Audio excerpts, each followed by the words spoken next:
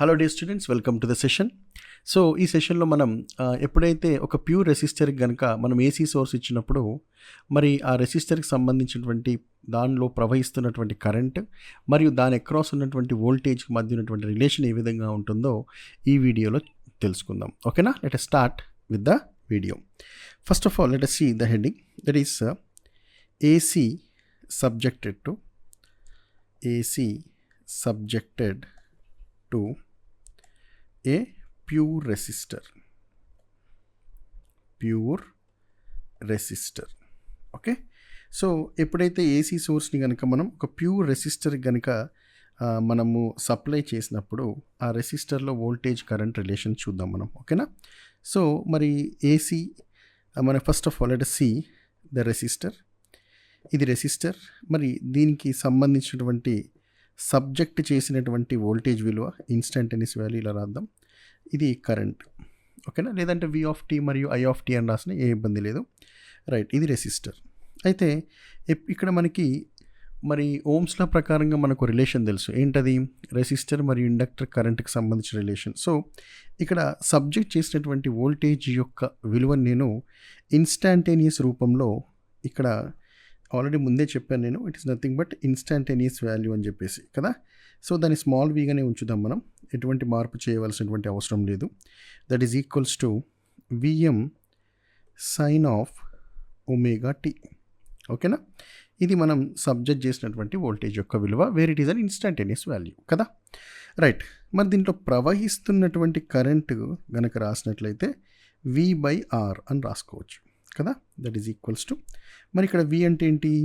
VM sine of omega T divided by R. Right, ఈ విధంగా రాసుకోవచ్చు కదా. నేను ఇక్కడ ఏం చేస్తానంటే ఈ రెండింటిని ఇలా ఈ విధి రూపంలో రాస్తాను. ఇది కరెంట్ యొక్క విలువ. అయితే ఈ కరెంట్ యొక్క విలువని గనక, ఈ ఇన్స్టంటేనియస్ కరెంట్ యొక్క విలువని గనక మ్యాక్సిమం చేయదలుచుకున్నట్లయితే నేను ఒమేగా టీ యొక్క విలువను ఎంత పెడితే మ్యాక్సిమం అవుతుందండి? సింపుల్గా సైన్ ఫంక్షన్ ఎప్పుడు కూడా 90 డిగ్రీల దగ్గర మ్యాక్సిమం అవుతున్న విషయం తెలుసు కాబట్టి సైన్ 90 అనేది మనకి ఇక్కడ మనకి కరెంట్ యొక్క విలువను మ్యాక్సిమం చేస్తుంది.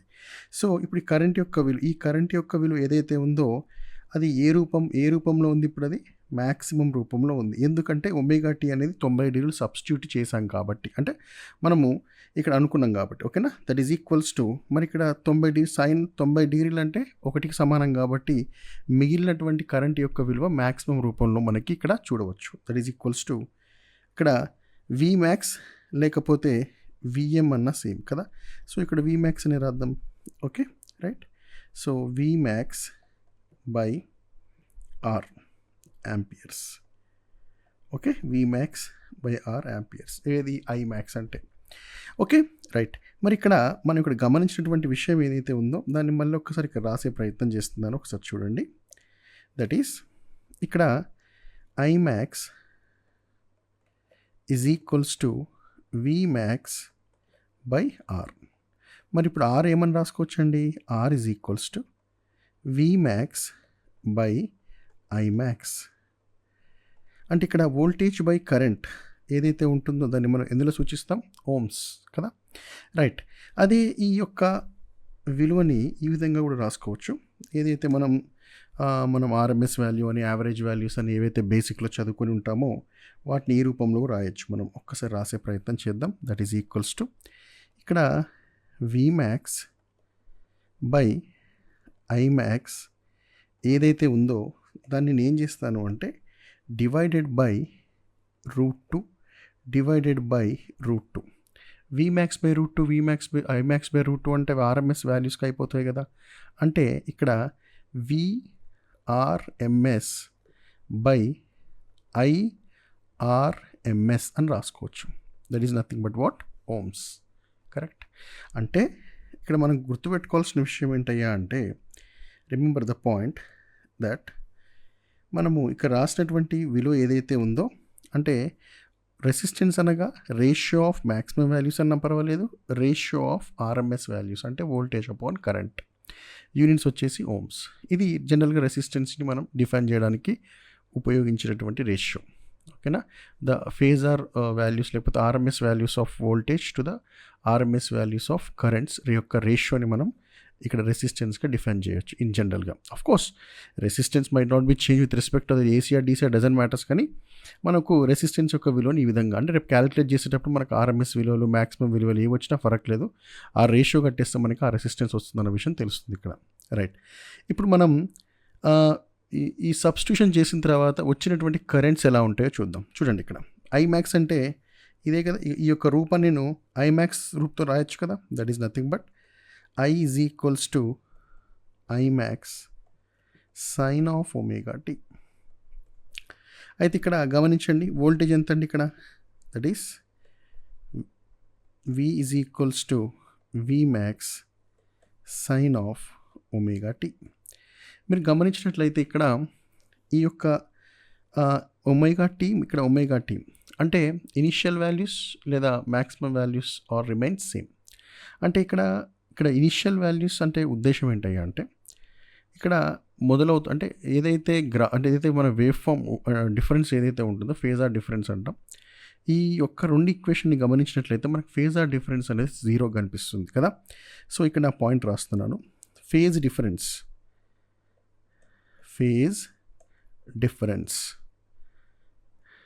Between voltage and current is 0. ఎంతండి, 0. అంటే ఈ యొక్క ఫేజ్ డిఫరెన్స్ నేను 5 అంటాను, దట్ ఈస్ ఈక్వల్స్ టు ఎంత అండి, 0. That is equal to how much, that is equals to 0 కదా. సింపుల్ పాయింట్, చాలా సింపుల్ పాయింట్. దాన్ని మనం ఎలా ఊహించవచ్చండి, 0 degrees. Point number 1. మరి ఇప్పుడు ఫేజర్ డయాగ్రామ్ డ్రా చేసే క్రమంలో ఇది నేను వోల్టేజ్ రిఫరెన్స్గా తీసుకున్నట్లయితే మరి వోల్టేజ్కి కరెంట్కి మధ్య ఎటువంటి వ్యత్యాసం లేదు కదా. Therefore current will also follows it. This is nothing but current. So ఇక్కడ ఫేజ్ డిఫరెన్స్ ఎంత అండి, 0 కదా. రైట్, ఇంకొక పాయింట్, ఇప్పుడు నేను పవర్ ఫ్యాక్టర్ అని రాశాను అనుకోండి, power factor. So power factor అంటే ఏమని సూచిస్తాం మనం, cos phi కదా. అంటే ఫేజ్ యాంగిల్ని ఎప్పుడైతే మనం ఒక కాస్ ఫంక్షన్లో కనుక రిప్రజెంట్ చేసినప్పుడు లేదా the cause function with respect to phase angle, లేకపోతే ద వాల్యూ ఆఫ్ ఫేజ్ యాంగిల్ని తీసుకొచ్చి మనం కాస్ ఫంక్షన్లో కనుక సబ్స్టిట్యూట్ చేసినప్పుడు దాన్ని మనం సింపుల్గా పవర్ ఫ్యాక్టర్ అంటాం. ఆఫ్ కోర్స్ మనం voltage ratios, current ratios, power ratios ప్రకారంగా కూడా పవర్ ఫ్యాక్టర్ని డిఫైన్ చేయొచ్చు. బట్ ఈ ఇన్స్టెంట్లో నాకు కావాల్సింది ఏంటంటే ఫేజ్ యాంగిల్ నాకు విలువ తెలుసు కాబట్టి దాన్ని తీసుకెళ్ళి కాస్ ఫంక్షన్లో కనుక పెట్టినట్లయితే మనకు వచ్చే పవర్ ఫ్యాక్టర్ రూపంలో చెప్పే ప్రయత్నం చేస్తున్నాను ఇక్కడ. So that is equals to cos 0 అంటే ఎంత అండి, 1. అంటే అర్థం పవర్ ఫ్యాక్టర్ని ఏమంటాం మనం, యూనిటీ పవర్ ఫ్యాక్టర్ అంటాం. Unity power factor, okay, unity power factor అని చెప్పేసి అంటే, లేదా సింపుల్ యూపీఎఫ్ అనే పదాన్ని ఇక్కడ వాడడం జరుగుతుంది. గుర్తుపెట్టుకోండి ఈ point. Okay, right, unity power factor. Right, అయితే ఇప్పుడు సింపుల్గా ఏం డెరివేషన్ లేకుండా మీకు తెలిసినటువంటి యాక్టివ్ పవర్స్, రియాక్టివ్ పవర్స్ కనుక మనకు ఇప్పుడు డిస్కషన్ చేసినప్పుడు సింపుల్గా మనం ఏ రిలేషన్ చేస్తాం, జనరల్గా యాక్టివ్ పవర్ అనే పదం వాడినప్పుడు P is equals to VI, అంటే ఇక్కడ VI వచ్చేసి ఆర్ఎంఎస్ వాల్యూస్ మరియు కాస్ ఆఫ్ phi అని రాసినప్పుడు. సో నెక్స్ట్ రియాక్టివ్ పవర్ అన్న ఫార్ములా మనకి Q is equals to VI sin phi అని చెప్పేసి మనం జనరల్గా ఫార్ములాస్ రాయడం జరుగుతుంది, sin phi. ఓకే, ఇది sin phi. మరి ఇక్కడ మీకు తెలిసినటువంటి వాల్యూ ఏంటి, ఇక్కడ జనరల్గా మనకు తెలిసినటువంటి వాల్యూ ఏదైతే ఉందో phi అనేది 0 అనే విషయం అర్థమవుతుంది రెసిస్టెన్స్ పాయింట్ ఆఫ్ వ్యూలో కదా.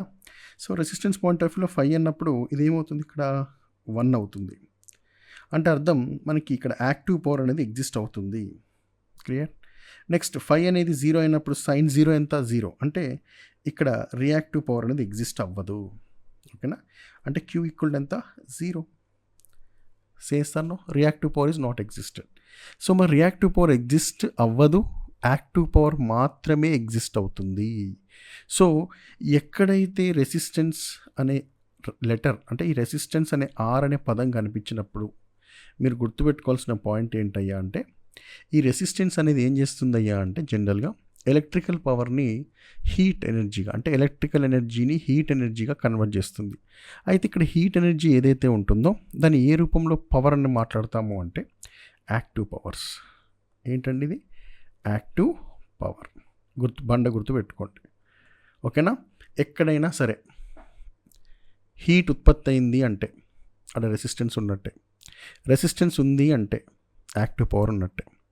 సో హీట్ అవాయిడ్ చేయగలరా? లేదు. ఇప్పుడు ఈ మైక్ పనిచేస్తుంది ఫర్ ఎగ్జాంపుల్, కొద్దిసేపు తర్వాత హీట్ ఎక్కుతుంది అంటే దీనిలో రెసిస్టివ్ నేచర్ ఉన్నట్టే కదా.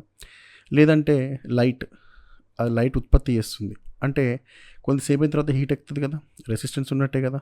మోటార్ 1 గంట సేపు పనిచేస్తుంది, హీట్ ఎక్కుతుంది అంటే అర్థం అందులో కూడా రెసిస్టెన్స్ కన్సిడర్ చేయాల్సింది. అంటే ప్రాక్టికల్ అనే పదం వచ్చినప్పుడు హీట్ ఉత్పత్తి జరిగినటువంటి ప్రతి సందర్భంలోనూ కూడా మనకు రెసిస్టెన్స్ ఉందన్న విషయాన్ని గుర్తుపెట్టుకోవాలి.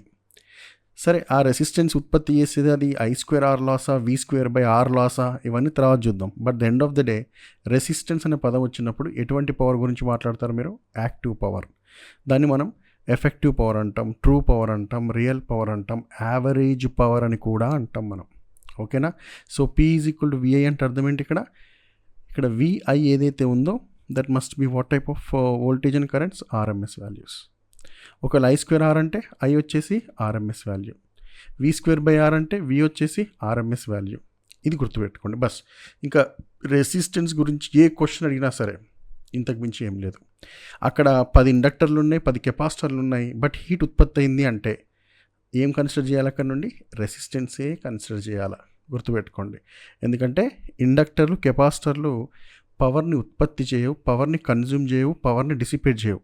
అవి ఓన్లీ ఎనర్జీని స్టోర్ చేస్తాయి. హీట్ ఎనర్జీని ఉత్పత్తి చేసింది అంటే అది రెసిస్టర్ మాత్రమే. నా బాడీ వేడెక్కింది అంటే నాలో ఉన్నటువంటి రెసిస్టెన్స్ మాత్రమే. Resistance related to active power.